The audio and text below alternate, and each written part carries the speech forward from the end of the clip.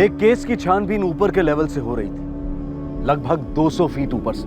जी हाँ, इस केस में क्राइम सीन पर ड्रोन का इस्तेमाल किया जा रहा था ताकि पुलिस को कोई तो सुराग मिले। आखिरकार इस भयंकर जुर्म को हुए 1 हफ्ता बीत चुका था, लेकिन अभी तक कोई लीड हाथ नहीं लगी थी जो मुजरिमों की तरफ इशारा कर सके।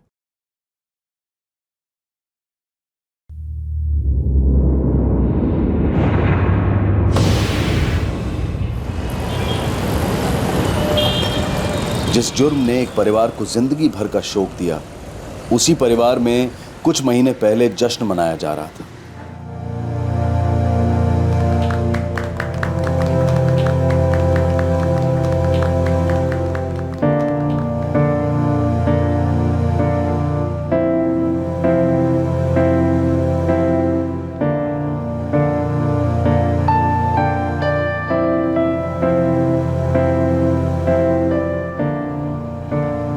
ये तेरी अम्मा और मेरी तरफ से, और ये सिम कार्ड भी। थैंक यू अप्पा। खुश रह। और ये मेरी तरफ से, अपने साथ ले जाना। थैंक यू अम्मा। अरे बस बस आंटी, और कितना खाऊंगा मैं? अरे जब तक मैं देती जाऊंगी खाएगा, समझा? ये ले। अम्मा बस बहुत खा लिया मैंने। अरे चुपचाप खा तू। पायसम लेके आती। आशा, मुझे तुमसे कुछ बात करनी थी। समझ में नहीं आ रहा कैसे कहूँ। तुम मेरे बेस्ट फ्रेंड हो ना, तो हम एक दूसरे से कुछ भी कह सकते हैं, कुछ भी पूछ सकते हैं, है या नहीं? हाँ बाबा। अच्छा सुनो, तुम चेन्नई में अपनी जॉब में सेटल हो जाओ, अपने घर पे सेटल हो जाओ, फिर प्लीज़ मेरे लिए भी वहाँ पे जॉब देख लेना ना। मैं यहाँ बिल्कुल अकेला हो जाऊँगा। मैं तुम्हें बहुत मिस करूँगा। हाँ बाबा, मैं भी बहुत मिस करूँगी तुम्हें। मैं वहाँ पे पक्का तुम्हारी ट्राई करती हूँ, ठीक है? Chennai. Thank you Pooja. Tell me, कल पहुँच रही हो ना? हाँ हाँ सब सेट है। मैं कल नहीं परसों सुबह अर्ली मॉर्निंग पहुंच जाऊंगी, फिर फ्रेश होके सीधा ऑफिस। Okay great. अच्छा सुन, कल ना शायद मेरा नाइट शिफ्ट होगा, तो मैं चाबी रिसेप्शन पे रख दूंगी, ओके? हाँ बाबा ठीक है, बाय।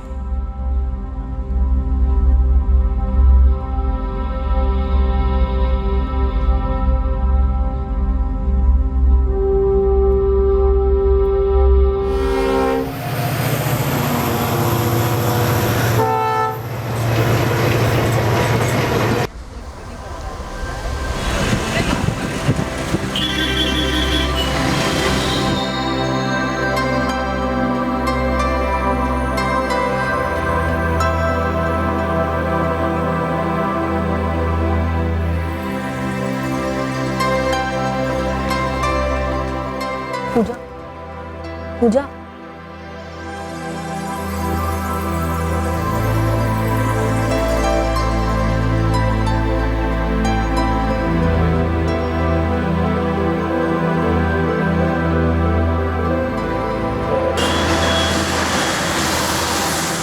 वेलुपुरम की आशा रमन चेन्नई पहली बार रहने आई थी, वो भी नई नौकरी पर।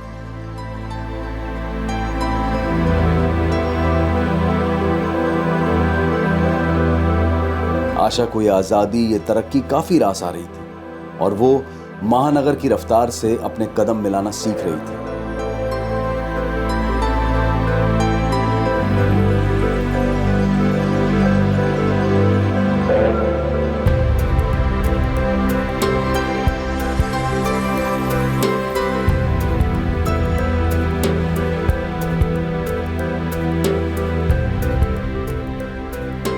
आशा की हॉस्टल रूममेट पूजा जोसेफ भी आशा की तरह चेन्नई में नहीं थी। दोनों में काफी अच्छी दोस्ती जमी और वो दोनों अपने खाली वक्त में पूरा शहर घूमते, एक महानगर के साथ दोस्ती बनाने की कोशिश करते।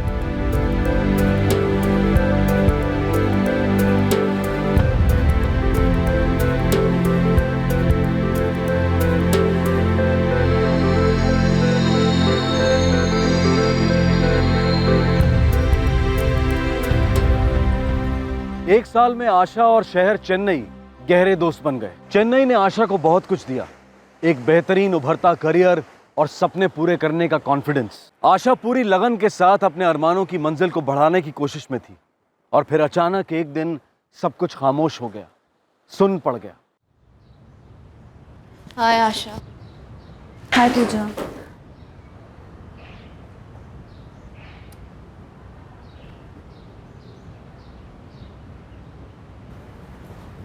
आशा ऑल ओके ना?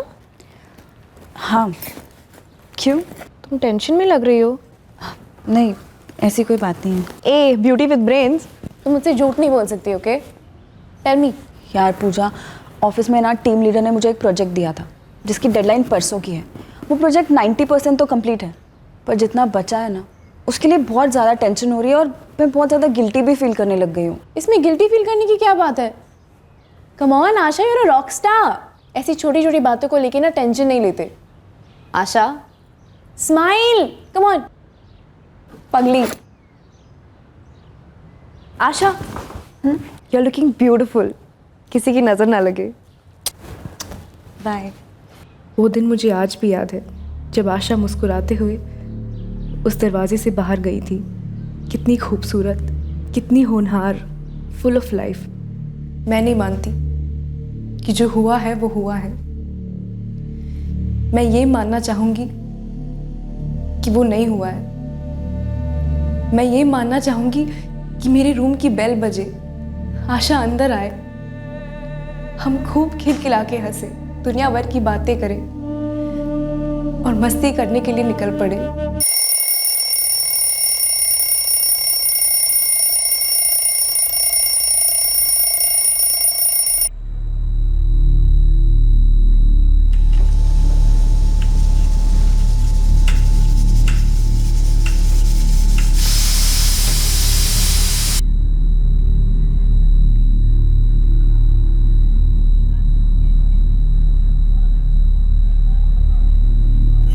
தொடர்பு கொள்ள நினைக்கும் எண் தற்போது ஸ்விட்ச்ட் ஆஃப் ஆக உள்ளது। आशा कहाँ हो? भूख लग रही है मुझे, डिनर पर वेट कर रही हूँ यार।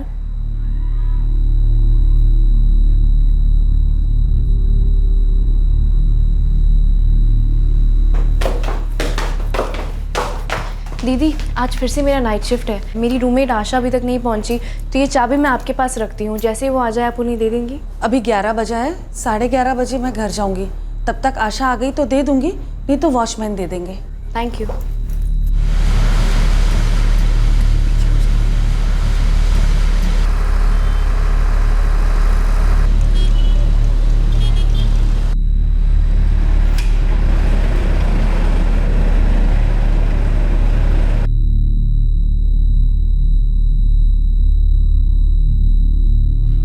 दीदी आशा ने नहीं ली? वो तो आई नहीं अब तक। क्या काम पे शायद उनको देरी हो गई होगी। देर?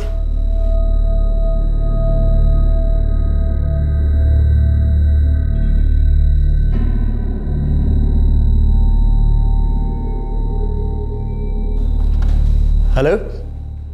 हाँ, मैंने आशा रमन का वर्क स्टेशन चेक किया है, बाकी के ऑफिस स्टाफ से भी पूछा है। सिक्योरिटी, कैंटीन, सभी जगह जो मेरी लॉगबुक में है वही करेक्ट है। 9:37 पर आशा रमन ने लॉग आउट किया और 9:45 पर वो ऑफिस प्रेमाइसेस से निकल गई। पर सर वो रात भर यहाँ अपने हॉस्टल लौटी ही नहीं है, ना कोई कॉल ना कोई मैसेज। सर आपको अजीब नहीं लगता? हाँ अजीब तो है, लेकिन इससे ज्यादा हम क्या कर सकते हैं? ऑफिस आवर्स के बाद एम्प्लॉय क्या करता है, कहाँ जाता है, ये हमारा लुकआउट नहीं है।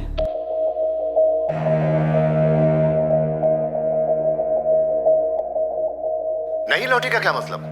पूजा, उसके ऑफिस वालों ने क्या कहा? अंकल वो लोग कह रहे हैं कि वो रात को ऑफिस से निकल गई थी, लेकिन मैंने कितने कॉल्स किए, एसएमएस किए, कोई रिस्पॉन्स ही नहीं आया। बेटा तुम्हें कुछ भी पता चले तो मुझे जरूर खबर करना। जी अंकल। क्या हुआ? आशा की रूममेट पूजा का फोन था। वो कह रहे थे कि आशा कल रात हॉस्टल नहीं आई। फोन लगाइए, आशा को फोन लगाइए। நீங்கள் தொடர்பு கொள்ள நினைக்கும் எண் தற்போது ஸ்விட்ச்ட் ஆஃப் ஆக உள்ளது।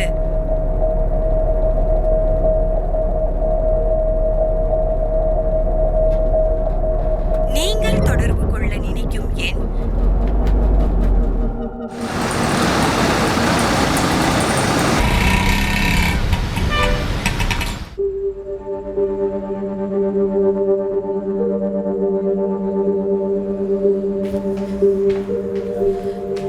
कुछ पता चला?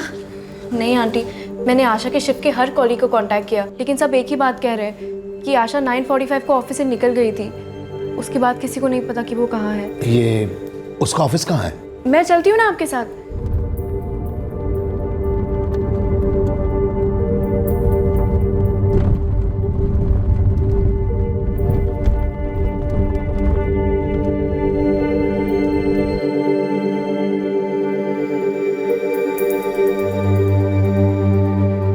मिस्टर एंड मिसेस रमन, ये देखिए 12 जून 2014 9:37 आशा रमन ने अपने वर्क स्टेशन से लॉग आउट किया है।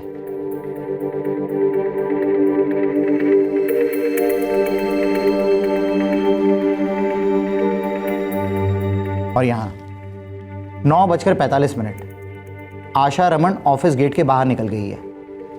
क्लियर दिख रहा है। जैसा कि मैंने इन्हें कहा कि ऑफ ड्यूटी पर्सनल लाइफ में एम्प्लॉयज़ क्या करते हैं, कहाँ जाते हैं, इसमें हमारा कोई इंटरेस्ट नहीं है। अंकल आंटी पुलिस कंप्लेंट करते हैं।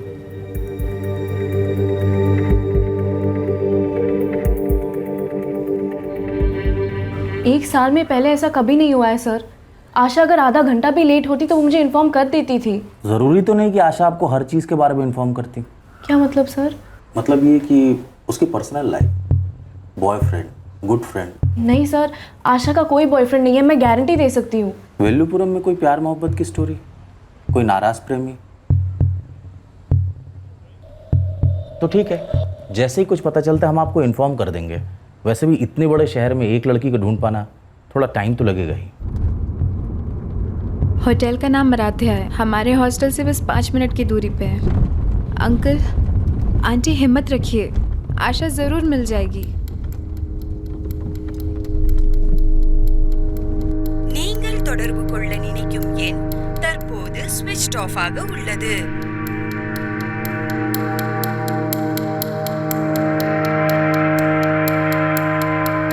நீங்கள் தொடர்பு கொள்ள நினைக்கும் எண் தற்போது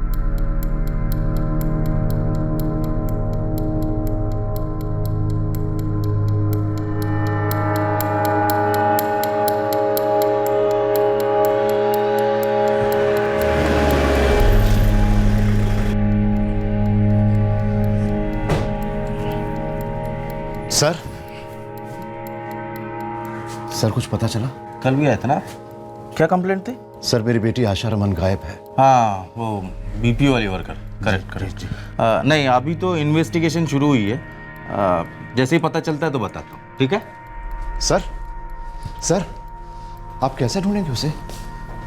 आपकी बेटी क्यों गायब हुई? सर वो आप मुझसे क्यों पूछ रहे हैं? तो फिर आप मुझसे क्यों पूछ रहे हैं कि आपकी बेटी को हम कैसे ढूंढेंगे? और ऐसे आप बार बार यहाँ मत आया करिए। आपका फ़ोन नंबर हमारे पास है ना, तो जैसे ही कोई इन्फॉर्मेशन मिलेगी हम आपको तुरंत बता दें। अभी आप जाइए, परेशान मत। सर,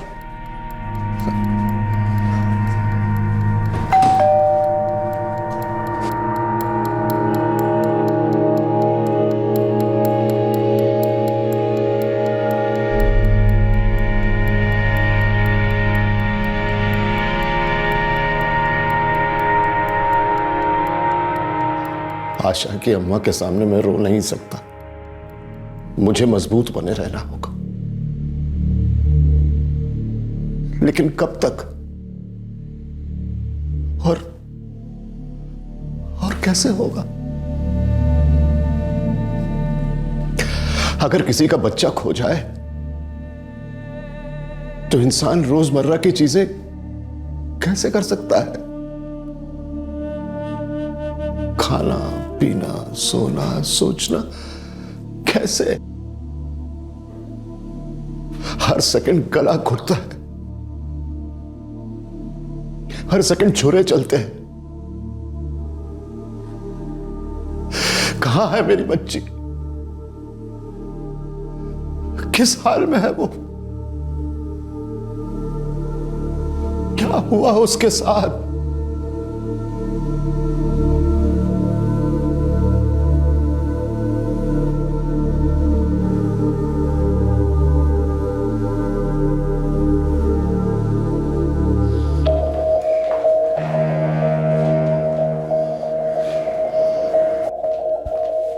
सर, हमारे साहब ने कहा है अब जाएं। आप यहाँ ना आया करें, वो बहुत बिजी हैं, मिलने से कुछ नहीं होगा। 4 दिन हो गए हमारी बेटी को गायब हुए। आपने कुछ तो प्रोग्रेस की होगी। देखिए, हम काम के बीच में कुछ बात नहीं करते। इसका मतलब ये नहीं है कि हम काम नहीं करते। आपको फोन आएगा, पक्का आएगा, और कोई ना कोई पक्की खबर आएगी।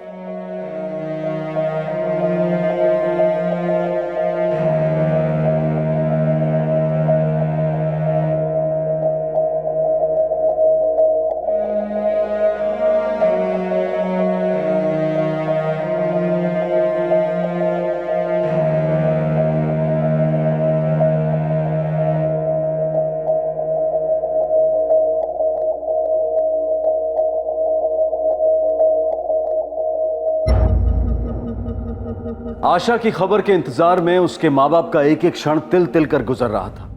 आंखों में बहते आंसू नींद नहीं आने देते थे और उम्मीद के दो शब्द धड़कते दिल के शोर में सुनाई नहीं देते थे। लेकिन फिर भी आशा की रूममेट और उसकी खास सहेली पूजा आशा के माँ बाप के साथ डट कर खड़ी थी।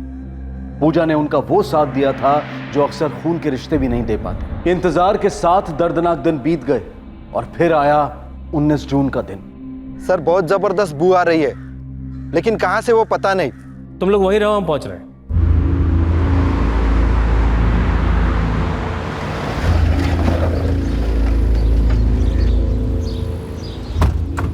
सर हम अंदर गए, अंदर एक लाश है, औरत की लाश।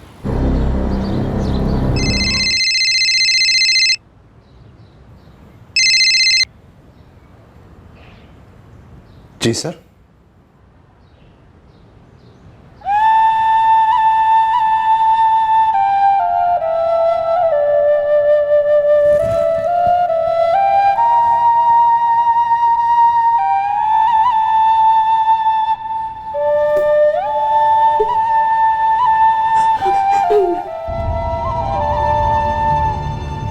आंटी अंकल संभालिए अपने आप को। पुलिस श्योर नहीं है ना, बस आइडेंटिफिकेशन के लिए बुलाया है। मुझे पूरा भरोसा है कि वो बॉडी आशा की नहीं है।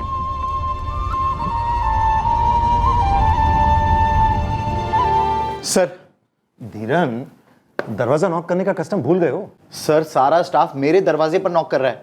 सब स्ट्राइक पे जाने की बात कर रहे हैं। क्यों? सर आशा रमन हमारी एम्प्लॉय, पुलिस को बॉडी मिली है उसकी। Oh my God. सिर्फ हमारा बीपीओ ही नहीं, लगभग आसपास के सभी बीपीओ स्ट्राइक पे जाने की बात कर रहे हैं। किस खुशी में भाई? कि ड्रॉप व्हीकल क्यों नहीं प्रोवाइड किया गया। 7 दिन से मिसिंग बीपीओ एम्प्लॉय आशा रमन की लाश आज चेन्नई पुलिस को काव्यपुरम के पास देवी बक्कम इलाके से मिली। आग की तरह फैलती खबर ने सारे बीपीओ इंडस्ट्री को हिला दिया है और लोगों का आक्रोश सड़कों पर उमड़ रहा है। आशा के मर्डर के लिए बीपीओ की लापरवाही को जिम्मेदार ठहराया जा रहा है, जिसने उस रात आशा रमन को नाइट ड्रॉप की फैसिलिटी नहीं दी थी। साथ ही साथ पब्लिक का गुस्सा पुलिस की तरफ भी केंद्रित हो रहा है, जिन पर आरोप है कि उन्होंने इस केस में काफी लापरवाही दिखाई है।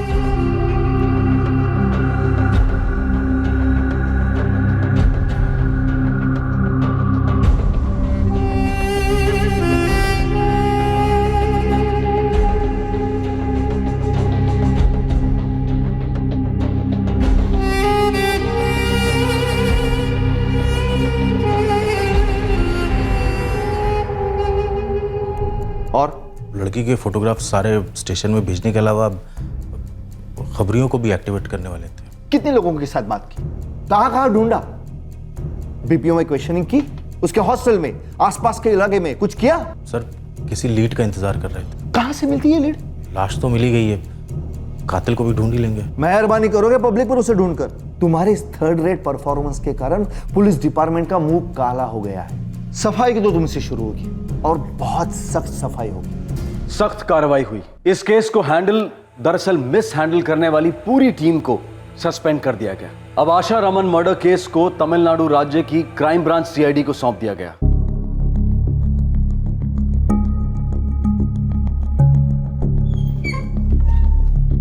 सर हमारे पास इस वक्त पोस्टमार्टम रिपोर्ट और बीपीओ का सीसीटीवी फुटेज है। और बस सर इतना ही। शुरुआत के लिए काफी है।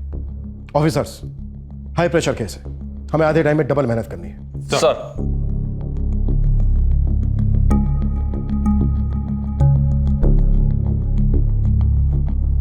पॉज।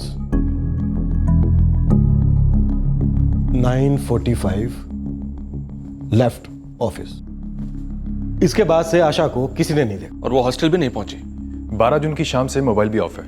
और उसके 7 दिन बाद आशा की लाश मिलती है देवी बक्कम की झाड़ियों में। चलो मान लेते हैं ये है एक्सेस पॉइंट कंपनी और यहां से ईस्ट में 600 मीटर की दूरी पर है ओल्ड देवी बक्कम की झाड़ियां, मार्श लैंड।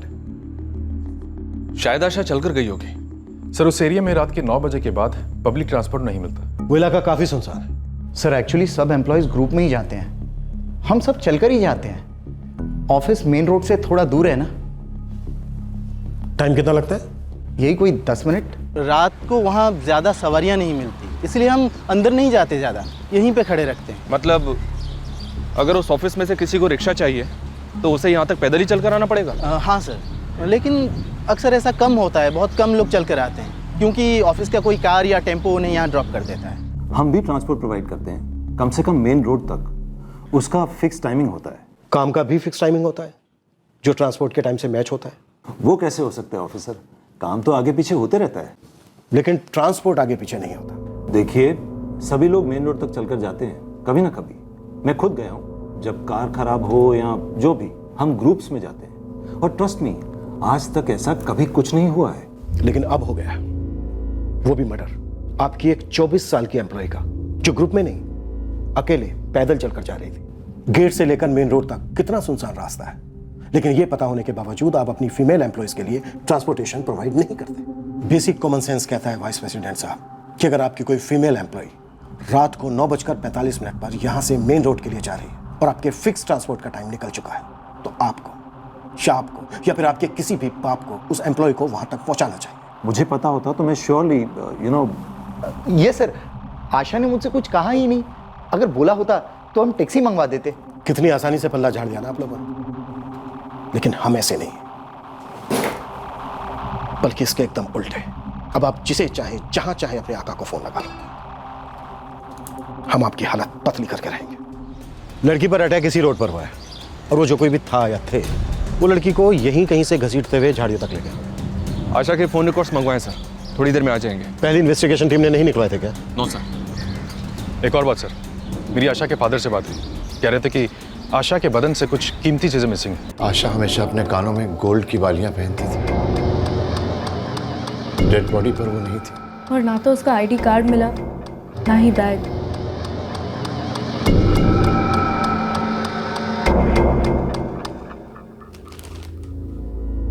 सिर्फ कपड़े, जूते या कुछ और नहीं मिला लाश के साथ? नहीं सर, कुछ और नहीं मिला। जो मिला वही जमा हुआ है। आशा का आई कार्ड, जूते, पर्स, सोने के इयररिंग्स, ये सारी चीजें मिसिंग है, लेकिन पहली टीम ने कोई सर्च नहीं की। नहीं सर, काफी झाड़ियां, उन्होंने कोई सर्च ऑपरेशन नहीं किया। यह तो सरासर लापरवाही है। प्रभाकर सर, ड्रोन मंगवाओ। Yes sir.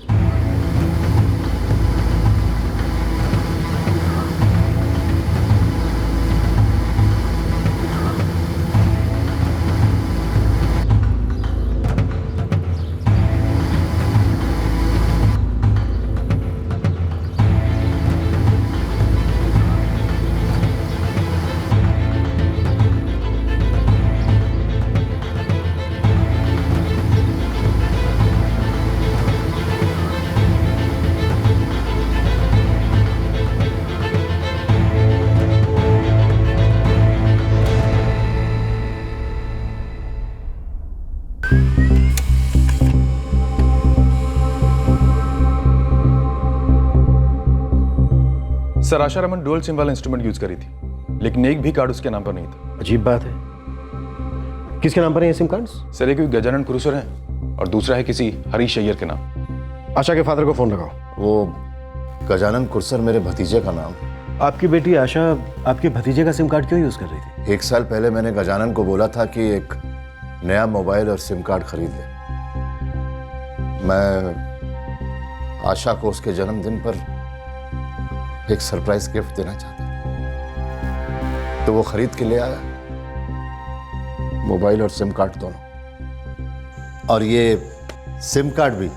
मिस्टर रमन, ये हरीश अय्यर कौन है? हरीश अय्यर? सॉरी, मैं किसी हरीश अय्यर को नहीं जानता sir. Thank you mister Raman. Harish Iyer वाले सिम कार्ड से जिन जिन नंबरों को कॉल किया गया है, सबको फॉलो करो। लेफ्ट में वहाँ पे कुछ दिख रहा है, यहाँ पे।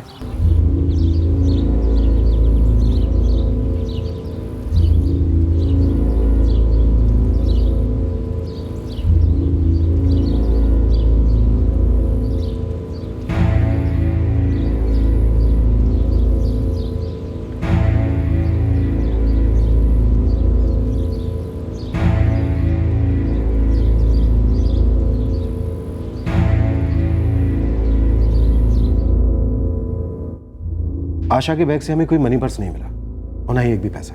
ऐसा कैसे हो सकता है? ऑफिस से कोई ट्रांसपोर्टेशन था नहीं, तो उसको ऑटो, बस या फिर टैक्सी लेनी थी, तो इसके लिए उसके पास पैसे तो होने चाहिए थे। हाँ सर, आशा हमेशा कैश कैरी करती थी अपनी मनी पर्स में। इनफैक्ट उस दिन भी वो अपना मनी पर्स साथ में लेके गई थी। डॉक्टर, जहां लाश मिली उससे 10 मीटर दूर झाड़ियों में ये चाकू मिला। मैं ये खून के धब्बे आशा के ब्लड सैंपल से मैच करूंगा। कल शाम तक रिपोर्ट आ जाएगी। Thank you sir. Harish Iyer वाला नंबर जो आशा यूज कर रही थी, उस पर एक नंबर सबसे ज्यादा दिख रहा है और उसी नंबर से मैक्सिमम कॉल्स और टेक्स्ट मैसेजेस आए थे आशा के नंबर पर। किसका नंबर है ये? शंकर चेटियार। शंकर चेटियार? जी सर, आपके वेलुपुरम का नंबर है। वो भी वेलुपुरम का ही है, आशा का कॉलेज फ्रेंड है। मैं रोज उसके टच में हूँ। हम भी उसके टच में आना चाहेंगे मिस्टर रमन। शंकर को फोन लगाओ और उससे कहो कि पहली बस या ट्रेन पकड़कर तुरंत यहाँ पहुंचे।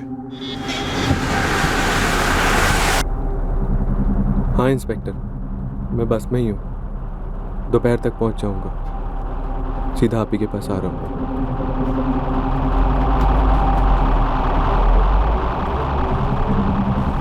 आशा, मुझे तुमसे कुछ बात करनी थी। समझ में नहीं आ रहा कैसे कहूँ। कुछ सर, एक्चुअली ये जो दूसरा सिम कार्ड है ये मैंने ही खरीदा था और आशा को दिया था जब कुछ महीने पहले मैं चेन्नई आया था तब। आशा, मैंने ये सिम कार्ड खरीदा है और ये सिम कार्ड मेरी और तुम्हारी बातों के लिए और मैसेजेस के लिए है। Exclusive and all. यार this is too much. And खास खास तो तुम हो ही, सबसे खास। कुछ था तुम दोनों के बीच? Good friends sir, college friends. बस? श्योर? नहीं सर, एक्चुअली मेरी तरफ से फीलिंग्स थी, लेकिन मैंने उसको कभी कुछ बोला नहीं था। सोचा था कभी ना कभी तो बोल दूंगा, लेकिन क्या पता था कि ये दिन कभी नहीं आएगा। दोस्ती थी, फीलिंग्स थी, पर ये दूसरे नंबर की क्या जरूरत पड़ गई? सर एक्चुअली दिन में हम कई बार बात करते थे, काफी मैसेजेस भी करते थे एक दूसरे को। आशा मेरे लिए चेन्नई में जॉब ढूंढ रही थी तो मैंने सोचा अगर अलग सिम कार्ड हो तो बेटर रहेगा। मजा नहीं आया जवाब में, पर कोई नहीं, मान लेते हैं कि प्राइवेसी के लिए तुम्हें अलग नंबर चाहिए था, पर ये जो दूसरा सिम कार्ड था ये किसी हरीश अय्यर के नाम पर था। कौन है हरीश अय्यर? सर एक्चुअली चेन्नई आने से पहले मैंने बहुत जल्दी में ये सिम कार्ड खरीदा था अपने वेलुपुरम में किसी दुकानदार से। दुकानदार ने कहा कि अगर अर्जेंट चाहिए तो एक रेडी सिम कार्ड है। उसका कस्टमर था हरीश अय्यर नाम का, उसने मंगवाया था, बाद में उसने लिया नहीं, तो दुकानदार ने वही सिम कार्ड मुझे दे दिया और मैंने आशा को। फिर से मुझे नहीं आया शंकर। वेलुपुरम वाले दुकानदार का नाम? सुंदर पी राजा। सर मेरा दोस्त है, अच्छा आदमी है। वो अच्छा आदमी है, तुम अच्छे आदमी हो, सब अच्छे आदमी हैं, लेकिन हम बहुत बुरे आदमी, और खासकर झूठ बोलने वाले के लिए डबल बुरे। दुकान का नाम और एड्रेस लिखा दो। जी सर।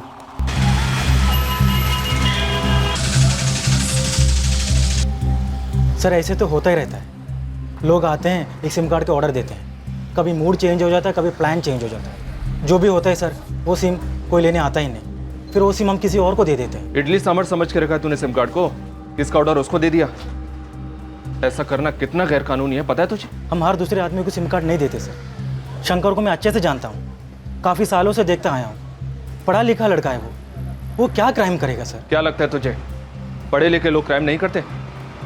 चल हरीश अय्यर के डॉक्यूमेंट्स की कॉपी दे। ये रहा सर।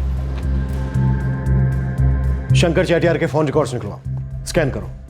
12 जून को वो कहाँ था, क्या कर रहा था, इसकी बैक चेकिंग करो। सर। हाँ सर, ये डॉक्यूमेंट्स तो मेरे ही है, मैं सुंदर की दुकान में दिया था सिम कार्ड के लिए। तो जब सिम कार्ड आया तो लिया क्यों नहीं आपने? एक्चुअली इधर नज़दीक में रहमान की दुकान से भी मंगवाया था, वो जल्दी आ गया इसलिए मैं इस वाला छोड़ दिया। नए नए नाम और लोग इन्वेस्टिगेशन की तेज नजर में आने लगे और उनके बारे में तुरंत छानबीन भी शुरू कर दी गई। शंकर चेतियार, सुंदर राजा और हरीश अय्यर, इन तीनों की डिटेल्ड स्कैनिंग की गई, लेकिन आशा रमन के मर्डर केस के साथ जुड़ने वाली एक भी डिटेल नहीं मिली। दूसरी तरफ आशा के बेहाल माता पिता बौखलाए हुए ये जानने की कोशिश कर रहे थे कि उनकी आंखों की रोशनी छीनने वाला जालिम आखिर था कौन और क्यों किया उसने ऐसा उनकी इकलौती बेटी के साथ, आशा के साथ। पहले किसी बच्ची की मौत एक खबर होती थी, लगता था दूसरों के साथ होगा, लेकिन अपने साथ कभी नहीं। हाँ, उस बच्ची के लिए, उसके मां बाप के लिए दुख जरूर होता था, लेकिन भुला देते थे, जिंदगी आगे बढ़ा देते थे। पर अब क्या भुलाएंगे, क्या आगे बढ़ाएंगे?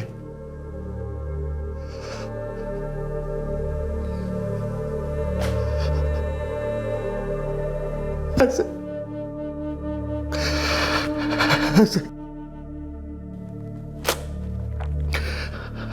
हर जगह मारा मेरी बच्ची को, हर जगह झाड़ियों में फेंक दिया। क्यों? क्यों?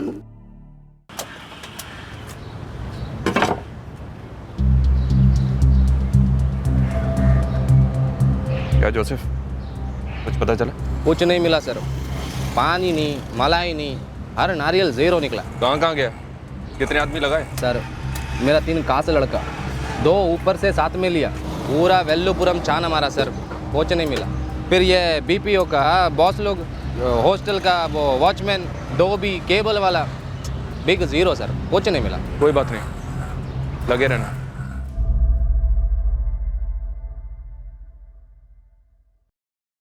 वैसे सर, पर्सनल या प्रोफेशनल जैसा कोई एंगल बनता नहीं है। शायद नहीं बनता,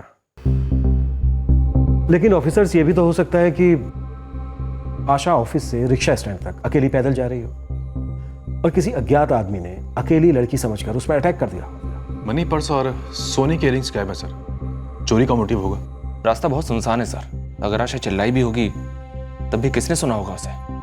छुरे पर जो फिंगरप्रिंट्स मिले थे, सारे हिस्ट्री शीटर के साथ मैच करवा रहा हूं। गुड।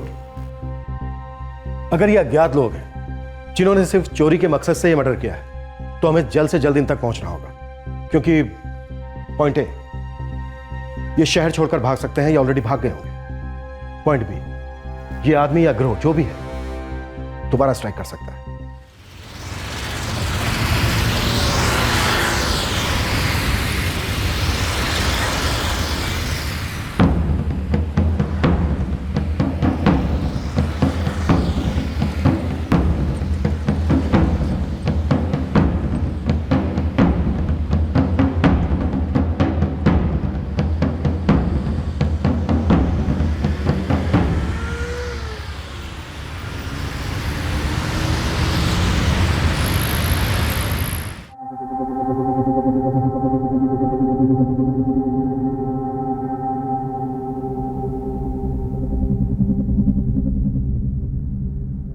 कुछ तो पता चला होगा,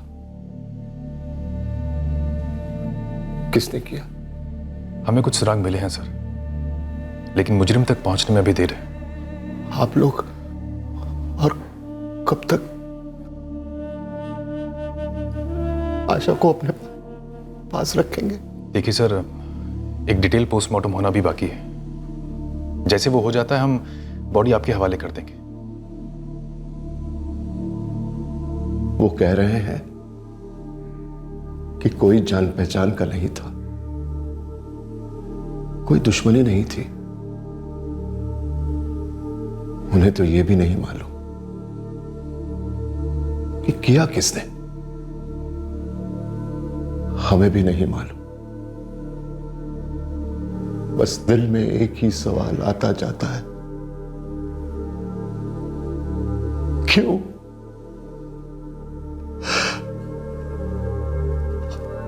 हमारी बेटी क्यों?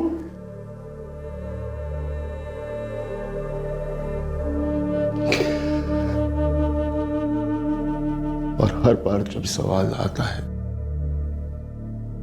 तब ऐसा लगता है अब जवाब आएगा, अब जवाब आएगा,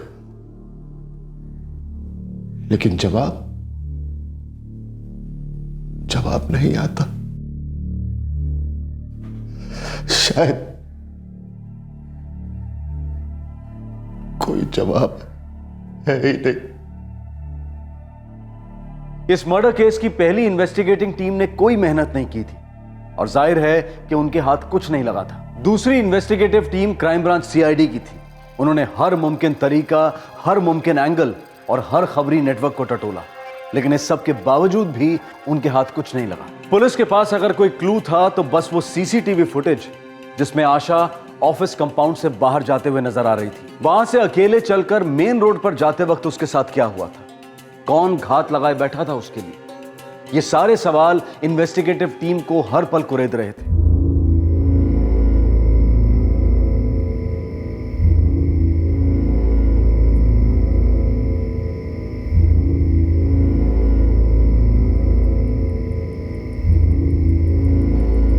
सर, खबरी नेटवर्क तो बार बार ब्लैंक रेस्पॉन्स दे रहा है। उनका कहना है कि कोई फर्स्ट टाइमर होंगे ये लोग। सर, छुरे पर मिले फिंगरप्रिंट सारे स्टेट की पुलिस स्टेशन और जेल्स में भेजे गए, मैच करवाए गए, मगर कोई भी मैच नहीं मिला। ये लोग आउट ऑफ स्टेट के हो सकते हैं सर, इसलिए हमने नेशनल डेटाबेस से भी मैचिंग की, पर कोई रेस्पॉन्स नहीं मिला। हम जहाँ खड़े हैं वो भी यहीं खड़ा होगा और शायद आशा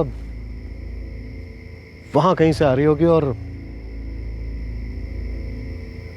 प्रभाकर सर, इस इलाके में चारों ओर जितने भी सीसीटीवी कैमरास हैं सबकी फुटेज मंगवाओ। 12 जून की शाम से लेकर 13 जून की सुबह तक सारे सीसीटीवी फुटेज चेक करो, एक भी कैमरा छूटना नहीं चाहिए। लेकिन सर, कैमरास तो कई सारे होंगे, may be more than 100।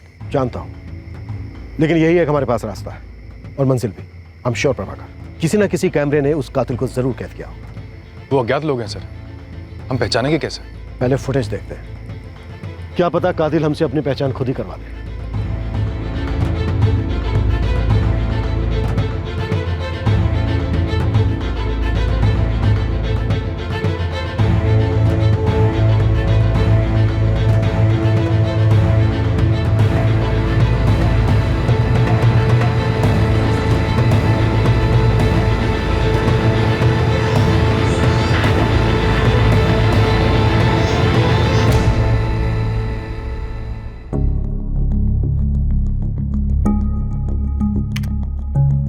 Sir,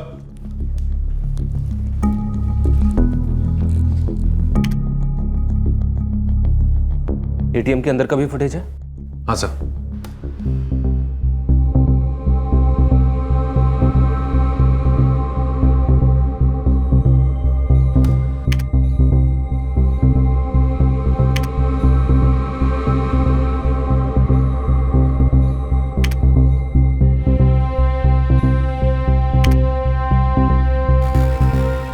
कमाल है, कैश नहीं लिया। शायद ट्रांजैक्शन फेल हो गया होगा सर। सर, आशा के बैग में से हमें मनी पर्स या डेबिट कार्ड कुछ नहीं मिला। आरएलजी बैंक का एटीएम है। इस फेल ट्रांजैक्शन के बारे में हम बैंक के साथ चेक कर सकते हैं सर। आशा की फ्रेंड पूजा से पता करो कि आशा का आरएलजी बैंक में अकाउंट था क्या। सर, होने को तो ये आदमी हमारा मुजरिम हो सकता है, चांस लेने की बात है। प्रभाकर सर, इस आदमी की ट्रैकिंग शुरू कर दो। Yes sir. यस सर, आशा का आरएलजी बैंक में अकाउंट था, वो उसी का डेबिट कार्ड यूज़ करती थी। ब्रांच याद है आपको? यस सर, यही मनोजा बकम ब्रांच में, मैंने ही उसे इंट्रोड्यूस करवाया था। वेरी गुड, इसका मतलब हम सही ट्रैक पर हैं। सर, मैंने आरएलजी बैंक की मनोजा बक्कम ब्रांच को इन्फॉर्म कर दिया है, उन्हें सीसीटीवी फुटेज फॉरवर्ड करो। जैसे ही डिटेल्स आती हैं तुम्हारे पास मुझे कॉल करो।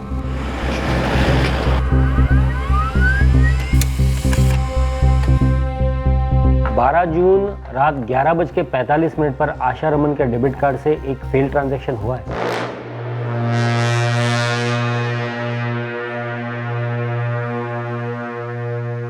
जिसने भी आशा रमन का डेबिट कार्ड यूज करने की कोशिश की उसे उसका पासवर्ड पता नहीं था, क्योंकि 3 बार रॉन्ग पासवर्ड एंटर करने के बाद डेबिट कार्ड लॉक हो गया।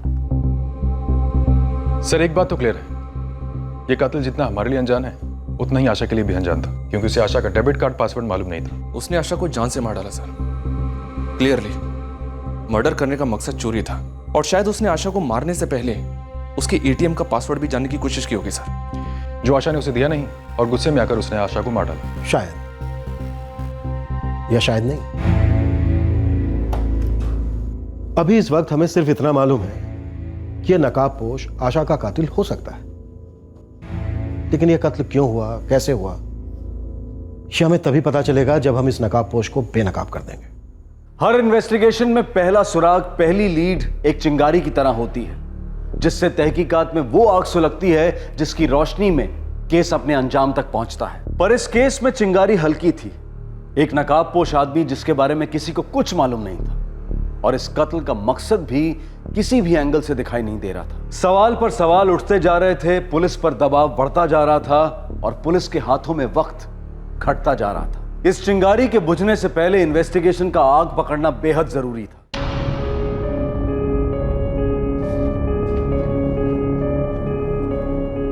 बीस से 25 साल का लगता है, कपड़ों से लोअर क्लास का लग रहा है, मजदूर भी हो सकता है। इसने अपने चेहरे को इस तरह से ढका हुआ है मानो जैसे चेहरा ढकने की आदत है इसे।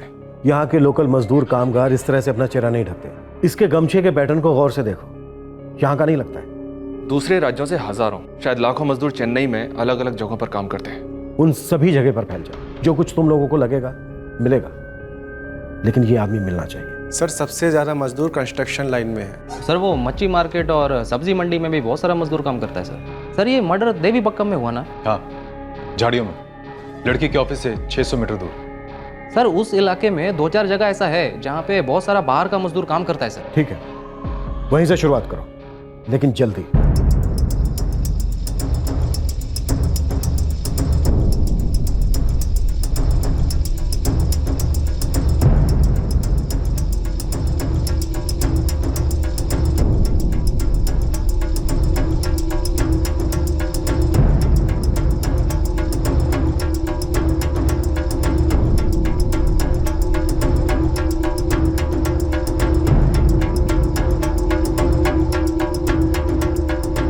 कब हुआ ये? तो 4 घंटे पहले आशा रमन के फ़ोन से कॉल किया गया था। हमें अभी फीड मिली है सर। आशा रमन के मोबाइल में 2 सिम कार्ड थे ऑफिसर। बता सकते हैं किस कार्ड से कॉल गया? ये नंबर किसी गजानन क्रूसर का है, बेलूपुरम का नंबर है सर।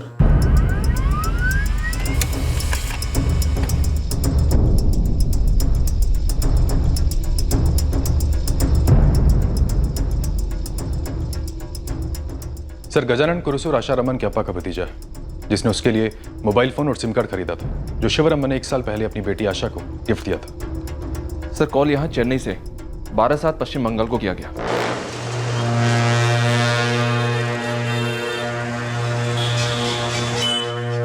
अंधेरे में चलाए गए हमारे तीर सही निशाने पर लग रहे हैं। हमारा शक बिल्कुल सही निकला। 12/7 वेस्ट बंगाल।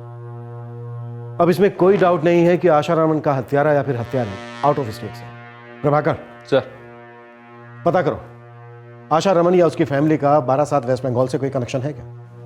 जी नहीं, हम वहां किसी को नहीं जानते, और जहां तक हमारा ख्याल है आशा भी वहां किसी को नहीं जानती थी। शायद चेन्नई आने के बाद 12/7 वेस्ट बंगाल के किसी आदमी से कांटेक्ट हुआ हो। नहीं सर, आशा ने कभी भी ऐसे किसी आदमी के बारे में नहीं बताया, और हम एक दूसरे से सब कुछ शेयर करते थे। अगर ऐसा कुछ होता तो मुझे ज़रूर बताती। उसके ऑफिस में कोई कलीग, कोई क्लाइंट, कोई पुराना दोस्त? नो सर, हमारे कॉलेज में वेस्ट बंगाल से कोई था ही नहीं। मैं आशा के सारे फ्रेंड्स को बहुत अच्छे से जानता हूँ, उस साइड से कोई भी हमारे ग्रुप में नहीं था। ठीक है शंकर, तुम एक काम करो, कुछ दिन तक तुम चेन्नई में ही रहना। हो सकता है हमें तुम्हारी दोबारा जरूरत पड़े। मैं आपके जो भी काम आ सके मेरे लिए वो कम होगा। सर 12/7 में जिस लोकेशन से कॉल किया गया था, सर्विलेंस टीम से वो लोकेशन आ गई है। क्राइम सीन से क्या गया था? उसके काफी आसपास है। देवी बक्कम एरिया ही शो कर रहा है। मतलब क्रिमिनल चेन्नई में ही है, क्राइम सीन के कहीं आसपास है। प्रभाकर सर, फुल असॉल्ट, पूरी ताकत लगाकर देवी बक्कम का एक इंच खुदवाओ। आउट ऑफ स्टेट का एक मजदूर, खास करके वेस्ट बंगाल के, सबको राउंड अप पे लो। Yes sir. Sir West Bengal police को इन्फॉर्म कर दिया कि 12/7 में जिस नंबर पर कॉल गया था उसे क्वेश्चनिंग के लिए हिरासत में ले ले। गुड। इस वक्त हमारे पास 2 इंपॉर्टेंट सुराग हैं। पहला सुराग था एटीएम के सीसीटीवी की फुटेज। दूसरा सुराग था आशा के फोन से हुआ कॉल 12/7 वेस्ट बंगाल में। सुरागों की चिंगारियां भड़क रही थीं और पुलिस के रास्ते पर रोशनी फेंक रही थी। नकाबपोश क्रिमिनल से पुलिस अब दूर नहीं थी, और तब एक और चिंगारी भड़की और पुलिस के हाथ लगा इस केस का सबसे अहम सुराग। ये कितना दिन पहले का बात है ना? 2 दिन पहले। तुमको बाली दिखाया? दिखाया नहीं, पूछा ये बाली को किधर बेच सकते करके। अब एक सिंगल बाली कौन खरीदेगा सर? एक सिंगल बाली? हाँ, एक सिंगल बाली। थांबी, कॉफी वाला पहचानता उस आदमी को? बोल रहा था रोज इधर आता है करके सर। इधर सामने में एक बिल्डिंग बन रहा है, उधर मैं सुपरवाइजर है। जगन नाम है सर।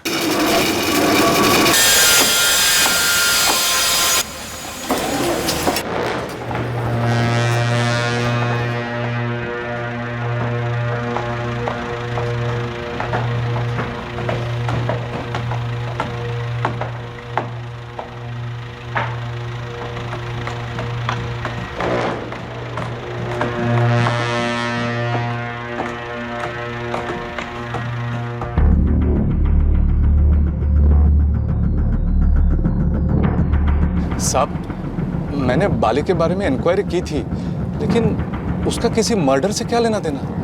बाली है ना तेरे पास?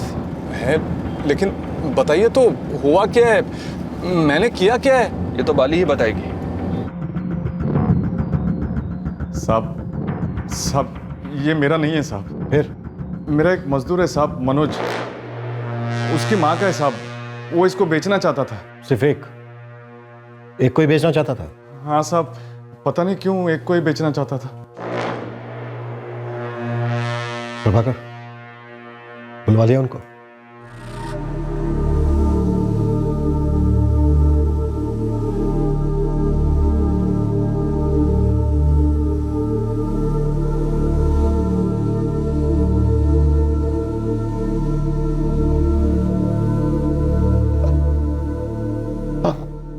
आशा का ही है।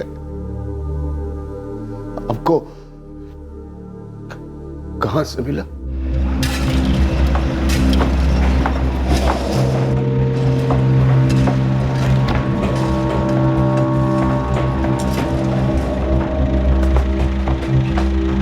सर, हो रहा मनोज। ए मनोज, इधर आ। देख, रुक।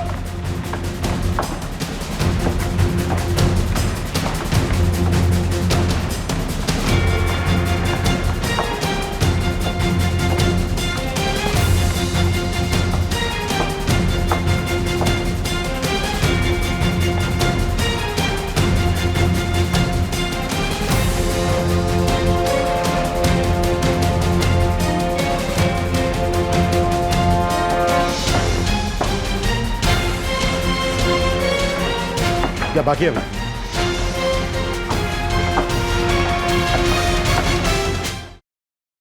प्रभाकर सर, सबसे पहले इनके फिंगरप्रिंट्स ले लो और वेपन के फिंगरप्रिंट्स के साथ मैच के लिए भेज दो। ये हमारे लिए सबसे इंपॉर्टेंट सबूत हो सकता है। सर।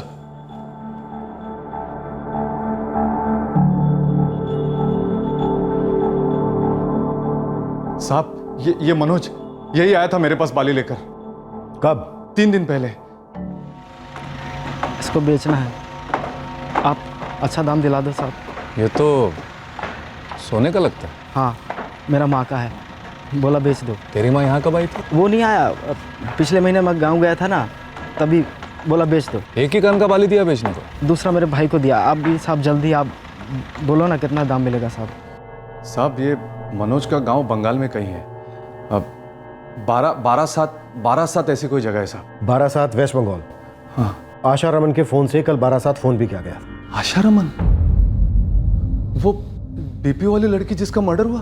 हाँ, और ये बाली जो तुम मनोज के लिए बेचने की कोशिश कर रहे थे, ये भी आशा रमन की है। तो फिर साहब, वो मनोज और अनिल के साथ वो राकेश भी इसमें शामिल होगा। राकेश? कौन राकेश?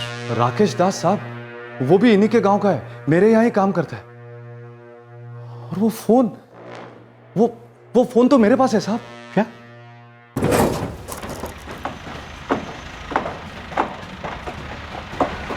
ये तुम्हारे पास कहां से आया जगन? साहब, वो एक और मजदूर है पल्लव साहू, उसने दिया मुझे। इसे रखिए साहब। किसका है? मैं क्यों रखूं? साहब वो राकेश दास का है। तो उसको देना, मुझे क्यों दे रहा है? वो कहीं गया है साहब, उससे एक फ़ोन करने के लिए लिया था, साथ रखने में डर लग रहा है। टूटा उटा तो काम के वक्त रख लो ना साहब यहाँ। ला, अम्मा है तो सबका। हाँ, जो अपनी सारी चीजें सब तेरे पास छोड़कर जाते हैं? मैं सुपरवाइजर हूँ इस साइट पर, सभी मुझ पर भरोसा करते, छोटी छोटी बातों के लिए मेरे ही पास आते हैं। ये जो छोटी छोटी बातों के लिए सब तेरे पास आते हैं ना, उन्होंने बड़ी बात की है, कांड किया है, हत्याकांड। ये पल्लव साहू और राकेश दास कहाँ मिलेंगे? पल्लव साहू तो यहीं कहीं साइड पर होगा साहब, और राकेश उस शैलेश के साथ गांव गए हैं साहब, वो कलकत्ता साइड में कहीं।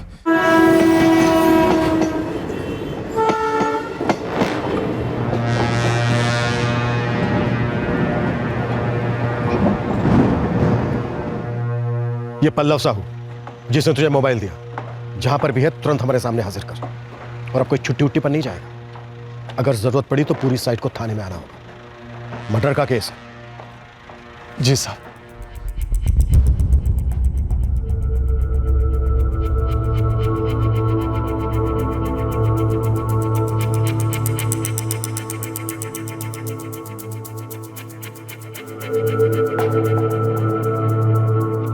सुरागों की चिंगारियां मशाले बन गई थी, लेकिन आग कुछ ज्यादा ही फैल गई थी। एक के बाद एक नए नए सस्पेक्ट्स खड़े हो रहे थे। मनोज रॉय और अनिल पाठक तो पक्का दोषी जान पड़ रहे थे। अब सुपरवाइजर जगन ने पल्लव साहू का नाम भी लिया था, जिसने उसे आशा का मोबाइल फोन दिया था रखने के लिए। और फिर राकेश दास और शैलेश विश्वास के नाम भी उभरे थे। इन सभी नामों के सामने आने से एक बात तो बिल्कुल साफ हो रही थी कि इस लूट और हत्या के कांड में एक से ज्यादा लोग शामिल थे, और कोई एक था जो सब कुछ जानते हुए भी चुपचाप बैठा था। आखिरकार कौन था वो, और चुप क्यों था वो? साहब, मेरे मोबाइल का बैलेंस खत्म हो गया था, इसलिए राकेश से उसका फोन ले लिया था घर फोन करने के लिए। राकेश, मेरा बैलेंस खत्म हो गया, गांव फोन करना है, अर्जेंट, फोन देना।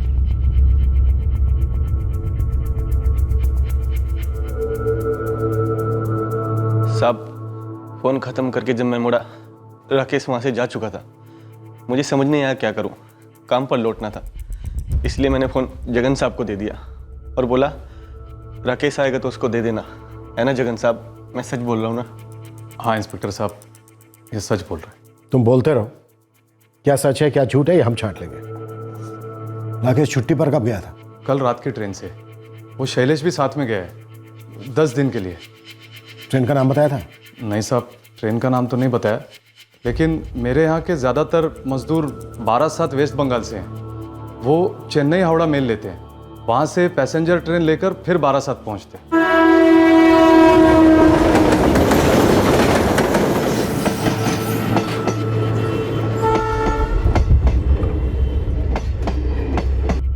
सब मर्डर वेपन से मिले फिंगरप्रिंट्स, ना मनोज रॉय से मिले और ना ही अनिल पाठक से। इंटरेस्टिंग। और कुछ? हाँ सर, एटीएम कार्ड, दूसरी बाली और आशा का मनी पर्स, ये सब हमें मनोज रॉय के झोंपड़े से बरामद हुआ।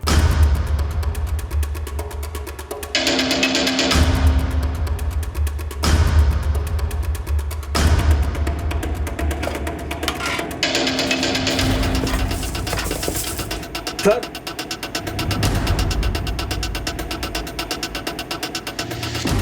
नारायण सर, जब्त कर लो इसे।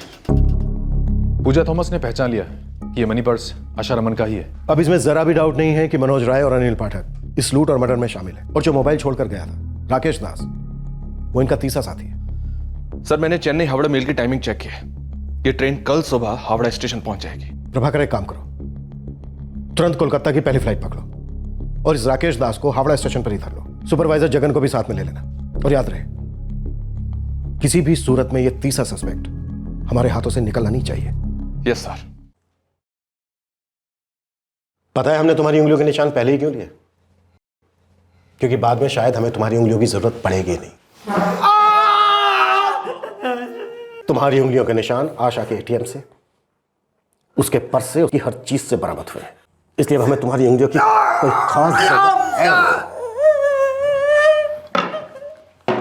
और तुम्हारी उंगलियों की नहीं, बल्कि तुम्हारे हाथ, पैर, किसी भी चीज की हमें जरूरत नहीं है। इसलिए एक एक करके तबीयत के साथ उन्हें तोड़ेंगे। और यकीन मानो मेरा, तुम लोगों को दर्द नहीं होगा, दर्द का बाप होगा। इसलिए जो भी सच है वो एक झटके में बोल दो, नहीं तो एक झटके में तुम लोगों की उंगलियां टूटेंगी। बोलो बोलो, आम्ही बोलबो ना, तुम्ही बोला, आम्ही बोलबो ना। ये अभी तुम ही बोलते रहोगे? जल्दी बोलो जो भी कुछ है, नहीं तो मेरा डंडा बोलेगा। ना ना, मारो ना सर, हम कबूल करता है, हमने किया। सर हम बहुत दिनों से सोच रहा था, बड़ा पैसा चाहिए। और साहब हम लोगों का नसीब में बड़ा पैसा शुद्ध ऐसा आ सकता है चोरी करके। ओए चामो चोटा, जादू का डंडा नहीं, ये घुमाएगा और खाना आ जाएगा। तुम लोग को अच्छा खाना है, अच्छा पहनना है, अच्छा अच्छा रहना है ना, तो पैसा चाहिए, पैसा। अपना नसीब में कोता है पैसा, पढ़ा लिखा भी नहीं है। अरे तो पढ़ा लिखा लोगों के पास तो है ना पैसा, छीनता वो लोग से, लूटता है सालों को। किसी को लूटना ईंट लगाने जैसा आसान काम नहीं है। हाँ, लूटेगा किसको? एक दूसरा को या उस सुपरवाइजर जॉगन को? ये बोका, लूटने का मन बनाना होगा, पैसा वाला अपने आप सामने आएगा। कहाँ से? आपके पास जादू का डंडा है क्या?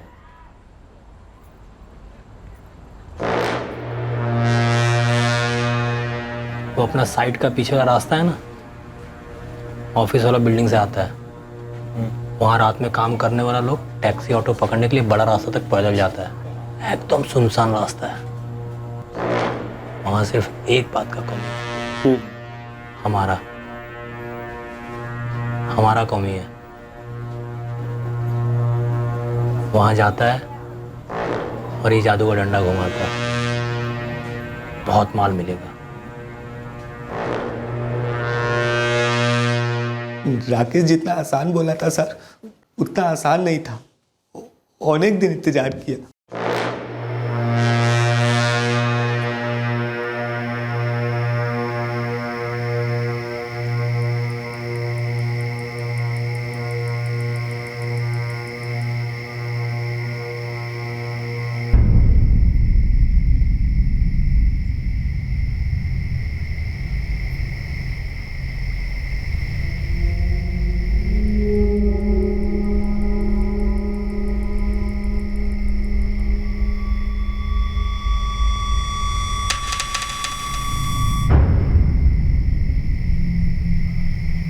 अनेक दिन ऐसे ही इंतजार किया, कुछ ना कुछ गड़बड़ हो जाता।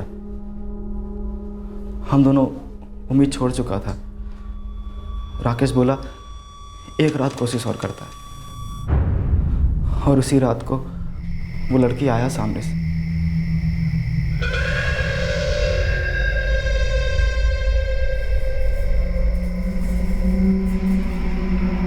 आगे भी कोई नहीं, पीछे भी कोई नहीं। पैसा वैसा होगा इसके पास? हमसे तो ज़्यादा ही होगा, बहुत माल होगा। ये जो बड़ा बड़ा कंपनी में काम करता है ना, ये बहुत माल बनाता है, मोबाइल, कंप्यूटर, और कुछ नहीं तो गहना तो होगा ही होगा।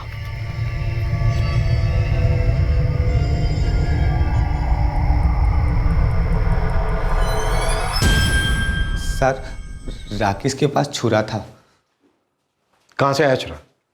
पहले से था? ना सर, उसने खास इस काम के लिए खरीदा था।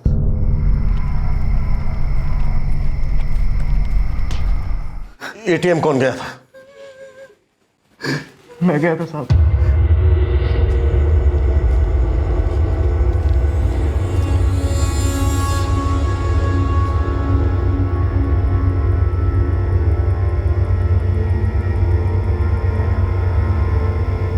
क्या है? कितना मिला? किचू ना माने? किचू पासवर्ड मांग रहा था। हम कितनी बार बटन दबाया, किचू बाहर नहीं निकला, कार्ड बाहर आ गया। कि यार इतना सब कुछ किया, 100 रुपया हाथ में, कुछ नहीं मिला। छाड़ना, मौजा मारा ना, हाँ? अभी भूल जाओ, चुपचाप यहाँ से निकल लो, जैसा हम लोग कुछ किया ही नहीं, कुछ हुआ ही नहीं। क्यों बुझली? चलो मेरो। तुम तीनों के अलावा कोई और भी शामिल था? इस कांड के बारे में किसी और को भी मालूम था? हम तो किसी को नहीं बताया साहब। ठीक है, अब मैं भी किसी और को नहीं बताऊंगा। कि सर? यही कि तुम दोनों की हड्डियां कैसे टूटी।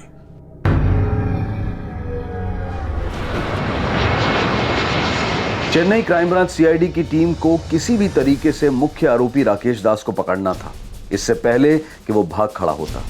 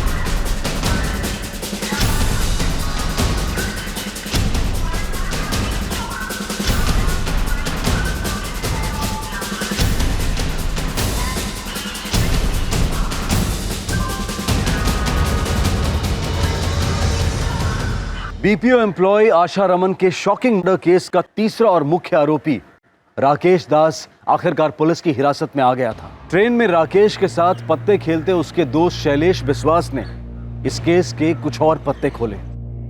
साहब, उस रात को मैं बहुत डर गया था जब राकेश घर लौटा। वो भी काफ़ी डरा हुआ था और उसके हाथ में कीमती मोबाइल था। क्या हुआ? खून?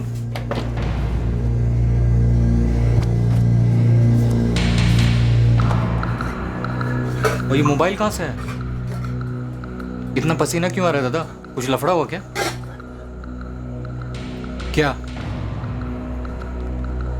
खून? क्या? की बोल छो तुम्हें दादा?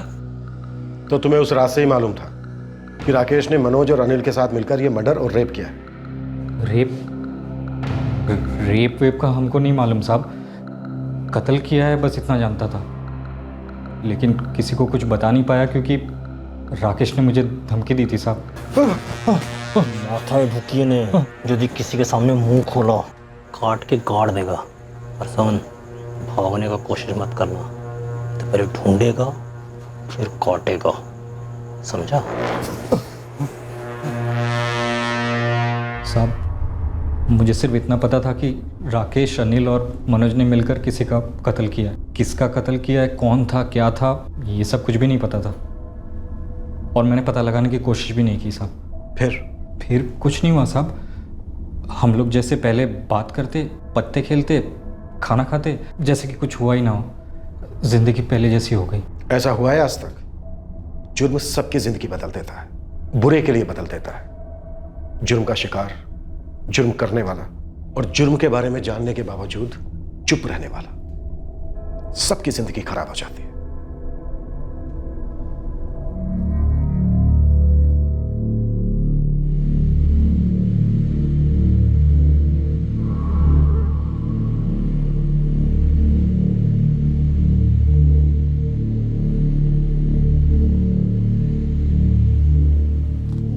मिस्टर रमन, आशा उन्हें नहीं जानती थी। वो तीनों भी आशा को नहीं जानते थे। उन्हें बस पैसे चाहिए थे। तो पैसे नहीं मिले तो आशा को मार दिया ऐसे ही, इतने आराम से? जी, ऐसे ही।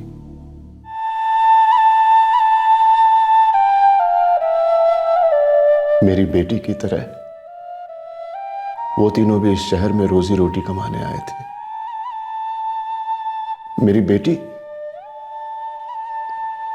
मेहनत करके ऊपर उठना चाहती थी, लेकिन वो तीनों चोरी लूट करके ऊपर उठना चाहते थे।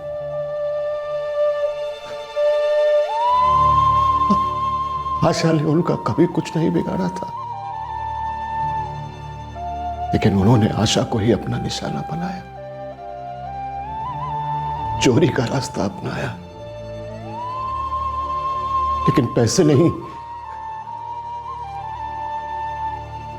जान चुरा ली उसकी,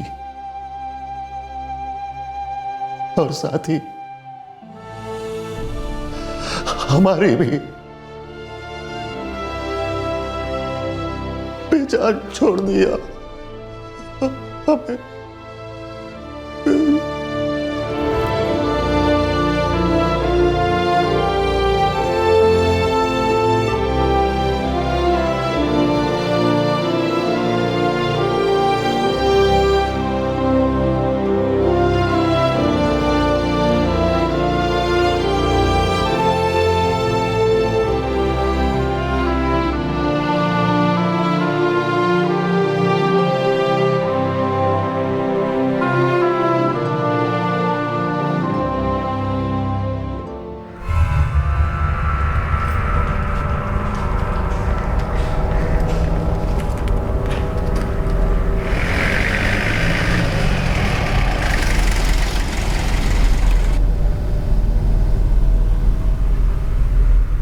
तीनों आरोपियों राकेश दास, मनोज रॉय और अनिल पाठक के खिलाफ चार्जशीट फाइल कर दी गई। प्रशासन ने इस केस को टॉप प्रायोरिटी पर डाल दिया। और 9 महीने के अंदर स्पेशल महिला कोर्ट ने अपना फैसला सुनाया। राकेश दास, मनोज रॉय और अनिल पाठक, इन तीनों को उम्र कैद की सजा सुनाई गई।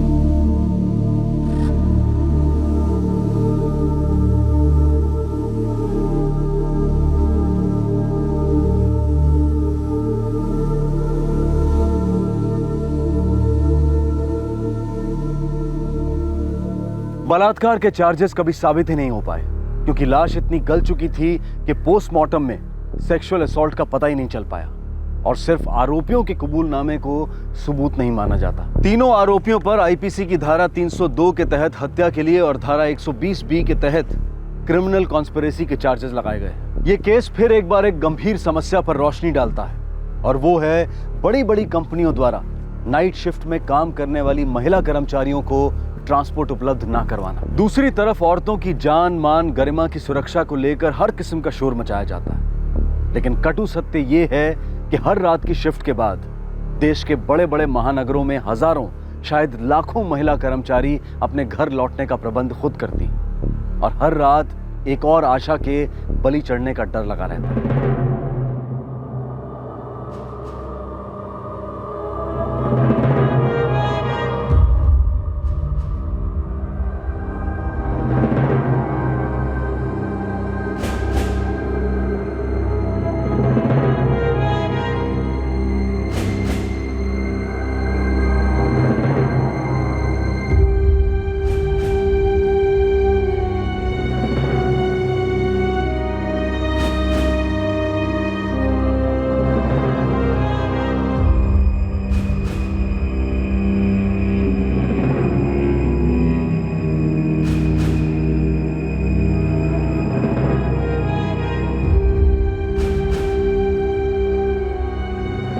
मुजरिमों के कई चेहरे हो सकते हैं, जाने अनजाने या नकाबपोश, और नकाब भी कई किस्म के हो सकते हैं, कुछ कपड़े के बने तो कुछ कपट के। लेकिन महिला कर्मचारियों के जो जान पहचान वाले और विश्वसनीय पुरुष कर्मचारी हैं, अगर वो अपनी साथी महिलाओं को काम के बाद सुरक्षित जगह तक पहुंचाना अपना धर्म, अपना दायित्व, अपनी ड्यूटी समझ लें, तो ऐसे कई केसेस टल सकते हैं। जाहिर सी बात है कि ये कोई परमानेंट उपाय नहीं है, लेकिन हर ऑफिस, हर बिजनेस का ये दायित्व है कि वो अपने यहाँ नाइट शिफ्ट में काम करने वाली महिला कर्मचारियों को घर से लाने और घर तक वापस छोड़ने की जिम्मेदारी बिना चूक निभाए।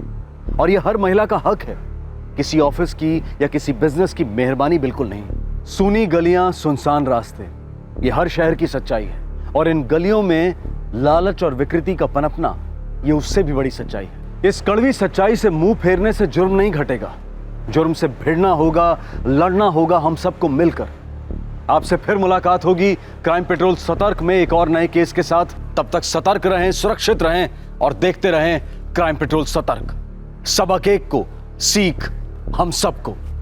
जय हिंद। इस तरह के और भी एपिसोड देखने के लिए हमारे चैनल को सब्सक्राइब करें और बेल आइकन दबाना ना भूलें।